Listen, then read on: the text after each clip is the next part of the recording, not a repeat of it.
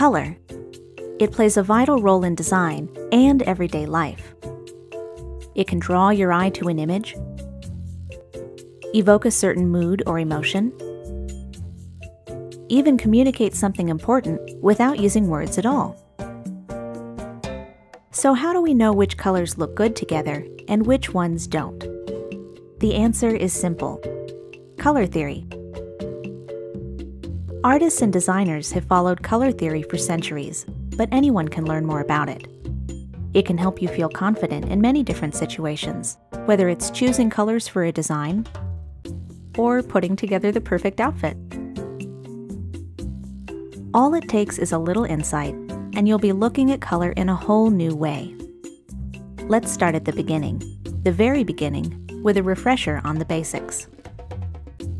Remember learning about primary and secondary colors in school? Then you already have some knowledge of color theory.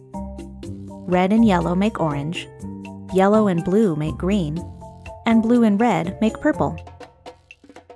If we mix these colors together, we get even more in-between shades, like red-orange and yellow-green. All together, they form what's called a color wheel. You can probably see where it gets its name. Now, let's take it one step further with hue, saturation, and value. These are terms you might never see in daily life, but they're the key to understanding more nuanced colors, like all those little paint chips at the home improvement store. Hue is the easiest one. It's basically just another word for color. Saturation refers to intensity. In other words, whether the color appears more subtle or more vibrant. Value has to do with how dark or light the color is, ranging from black to white. As you can see, this gives us many different shades, from a deep reddish brown to light pastel pink. So how do we put this all together to create professional-looking color schemes?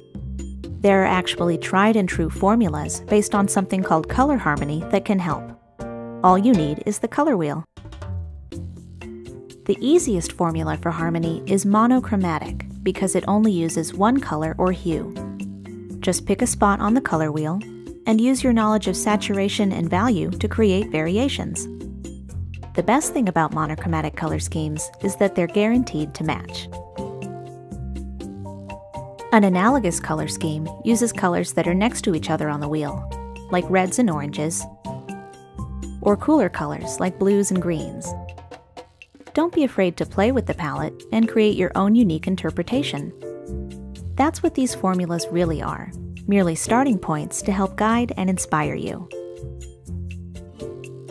Complementary colors are opposite each other on the wheel, for instance, blue and orange, or the classic red and green. To avoid complementary color schemes that are too simplistic, add some variety by introducing lighter, darker, or desaturated tones. A split complementary color scheme uses the colors on either side of the complement. This gives you the same level of contrast, but more colors to work with, and potentially more interesting results. A triadic color scheme uses 3 colors that are evenly spaced, forming a perfect triangle on the wheel. These combinations tend to be pretty striking, especially with primary or secondary colors, so be mindful when using them in your work. Tetradic color schemes form a rectangle on the wheel, using not 1 but 2 complementary color pairs. This formula works best if you let one color dominate while the others serve as an accent. There are a few classic do's and don'ts when it comes to color. For instance, have you ever seen colors that seem to vibrate when they're placed next to each other? The solution is to tone it down, literally, and there's a simple way to do it. Start with one color and try adjusting its lightness, darkness, or saturation. Sometimes a little contrast is all your color palette needs. Readability is an important factor in any design. Your colors should be legible, engaging, and easy on the eyes. Sometimes that means not using color, at least not in every little detail. Neutral colors like black, white, and gray can help you balance your design, so when you do use color, it really stands out. Every color sends a message. It's important to consider the tone of your project and choose a color palette that fits. For example, bright colors tend to have a fun or modern vibe. Desaturated colors often appear more businesslike. Sometimes it just depends on the context. You'd be surprised how flexible color can be. You can find ideas for color schemes in all kinds of interesting places, from advertising and branding to famous works of art. You can even use a web resource to browse color palettes or generate your own.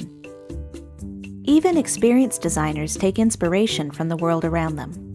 There's nothing wrong with finding something you like and making it your own. Everywhere you look, there's color, color, and more color. It can be intimidating to use it in your work, but it doesn't have to be. Just keep experimenting and remember what you've learned about color theory. Soon, choosing great-looking colors will feel like second nature. We hope you enjoyed learning the basics of color. Check out the rest of our design topics, including typography, images, and composition.